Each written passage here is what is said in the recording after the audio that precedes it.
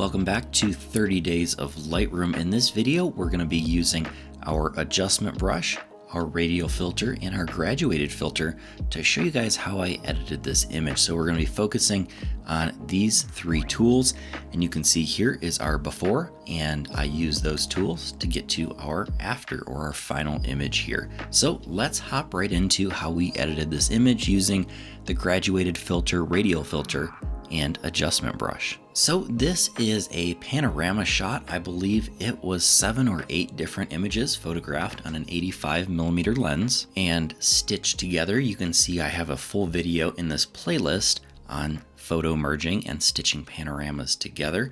But again, let's take a look at the before. Very flat, very dull. It's a bright snowy scene, and you can see I added in a lot of color, a lot of contrast, and that just wouldn't have been possible without these tools, the adjustment brush, and especially this graduated or gradient filter. Now, before we get going, if you haven't seen our video on basic image toning, I highly recommend that you watch that video first, because we cover a lot of tools like exposure, highlights, whites, shadows, blacks, vibrance, things like that that are going to be very useful in this video. So definitely check out the basic toning video first. So let's get going and start talking about how we made this photo. First of all, I'm going to right click and create a virtual copy of this image so we have a brand new image to start working with. Now, to see the adjustments that we made with our graduated radial and adjustment brush, we can go ahead and we can start off by clicking one of them. Doesn't really matter which one. Let's take a look at our graduated filters that we have. And as soon as I open this up, you can see some little dots here in the upper right and here in the middle that pop up, and those are our graduated filters or masks. So if I go ahead and I click this one, pay attention to the right hand side of the image. If I go ahead and I click this, you can see a mask pops up and all of these lines and all of our settings here. And I can click and I can drag our filter. I can rotate my filter, and I can expand or contract my filter. And at one end of your filter, we have 100% opacity. And then here in the middle, we're at about 50%. And then here at the end, we are at 0%. So again, graduated from 100% down to 0%. And you can adjust how much you want that to affect your image. So this is very powerful. You can see here on the right hand side, these are all the adjustments that I made that I wanted to graduate from 100% to 0%. And if you'll notice, like I mentioned before, this is identical to our toning tab. So again, this should all look very familiar to you.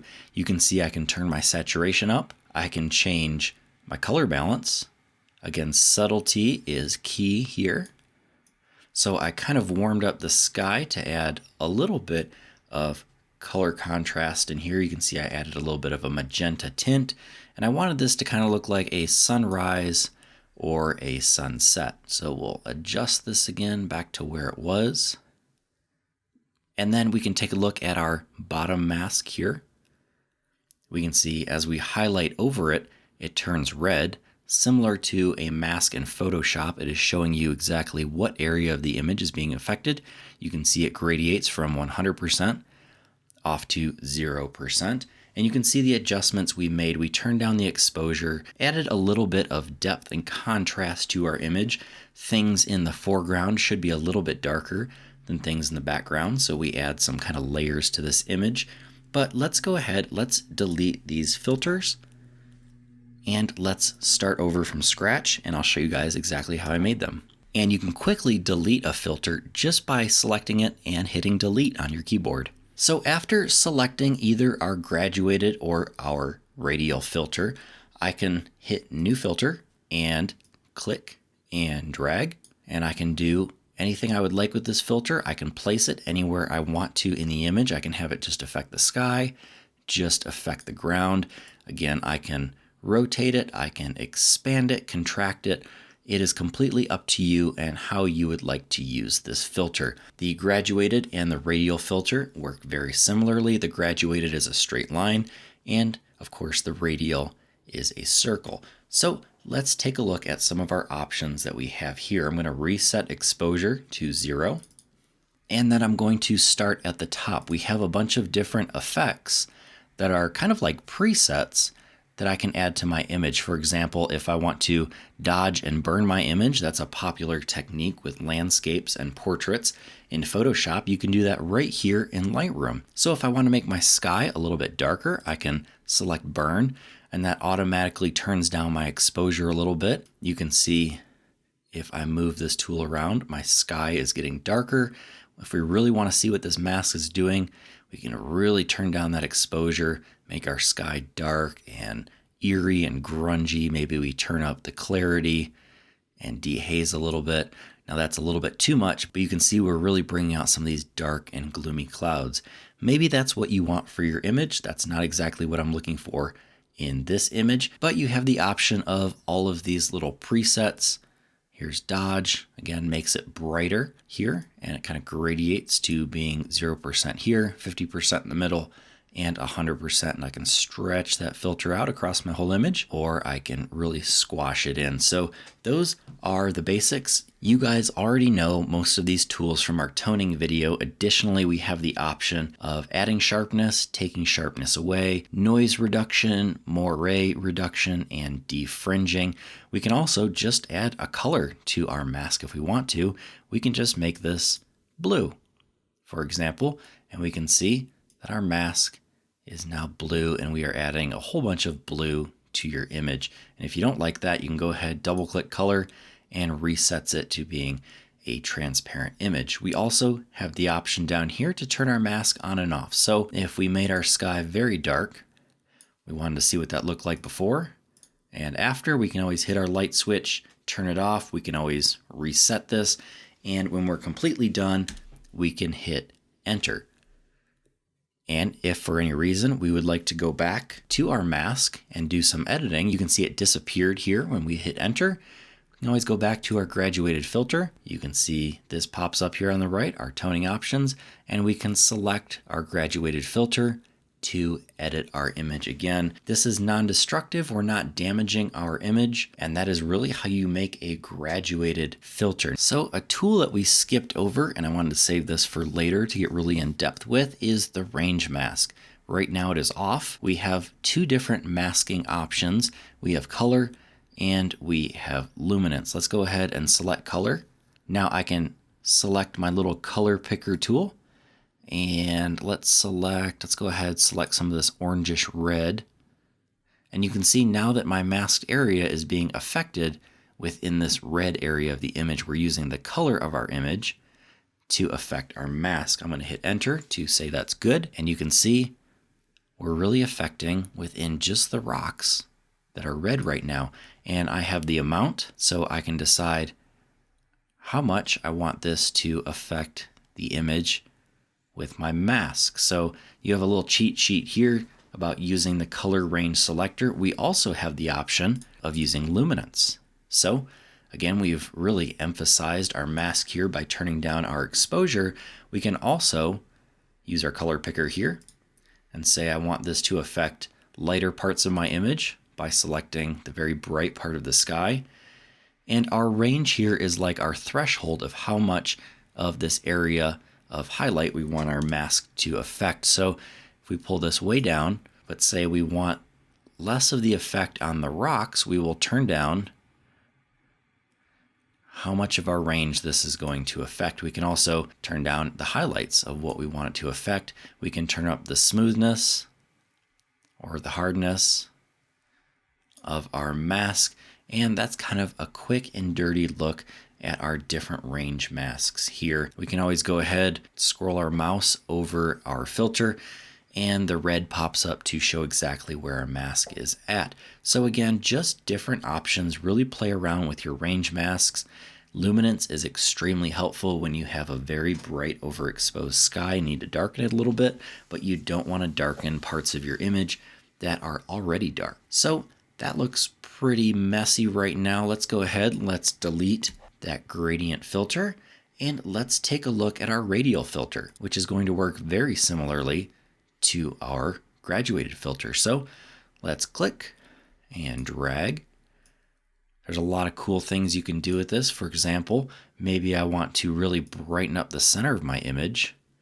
You can see right now by default we are working on the outside of this filter. If you want to work on the inside of the filter, just hit invert. And now we'll brighten up kind of the center of our image. Maybe we want to add some clarity, make those whites pop a little bit, add a little saturation. All the same tools that we had with our graduated filter. Now we also have the option to feather. Now, do we want a really hard border around our circle, or do we want a really soft feathered border? And I'll tell you 99.9% of the time you're going to want a nice soft feathered border. And if that looks good to you, hit enter and then hit it one more time to close the tool. And I actually think that looks pretty good. I'm happy with the way that looks. So let's go ahead and let's talk about our adjustment brush. Now the adjustment brush really lets you get in and fine tune your image. I'm going to hit Z on the keyboard to zoom in.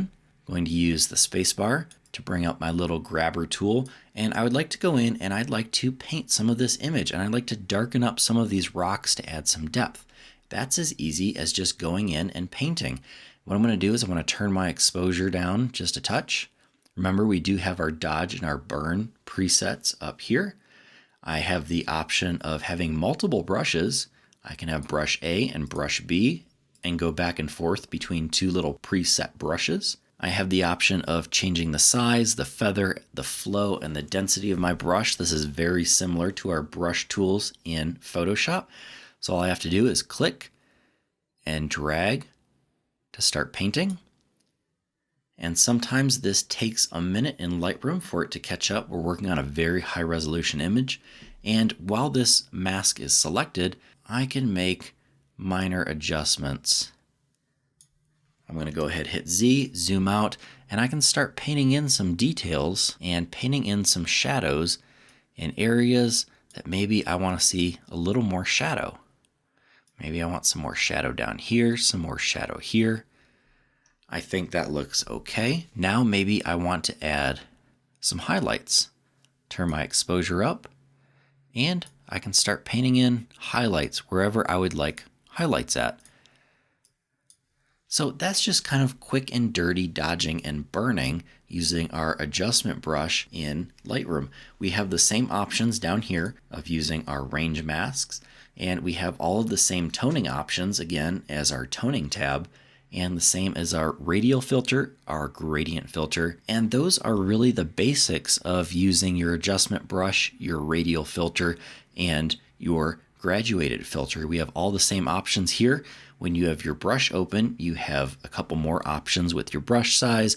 You also have an eraser, but we can turn on our adjustments, turn off our adjustments. If we didn't like the adjustments we just made, again, we can highlight over to see our masks. All we have to do is select and hit delete on the keyboard. Again, select and hit delete.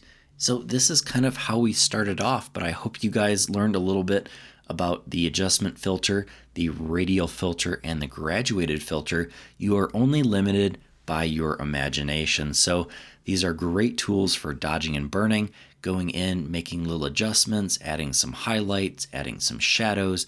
And don't forget about your little effect presets you have here up at the top for changing different things like your temperature, your clarity, your texture, things like that. Just a quick little adjustment without having to go in there and do it manually. And you have some awesome little presets down here. I really like to use softened skin on portraits and dodging and burning in my landscapes just to make things pop out. And you can see here was the image that we initially created. I went in here, I dodged and burned some of these rocks. I made these rocks darker. I made some of these areas lighter. So while we have our adjustment brush selected, you can see here, we can highlight over our mask and we can see all of the areas of the image that I went and I painted in by hand with the adjustment brush, and I did some burning. You can see here where it corresponds to some of these darker bits of the image just to add that contrast. So if we were to turn this brush off, turn it off, and turn it back on, and you can see we've burned a little bit of our image and made a little bit more contrast and added some depth in our image. Again, the same with our graduated filters or our gradient filter. We can turn those on and off.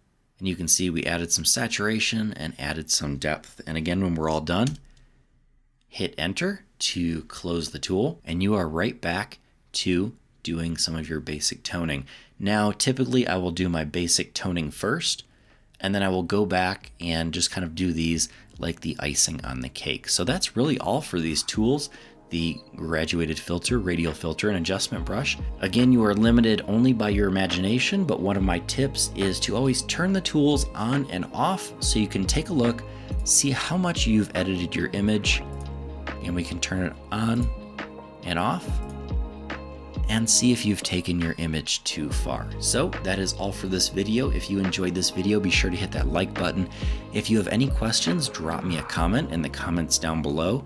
Be sure to subscribe for more of my 30 days of Lightroom tutorials. And until next time, get out and go shoot.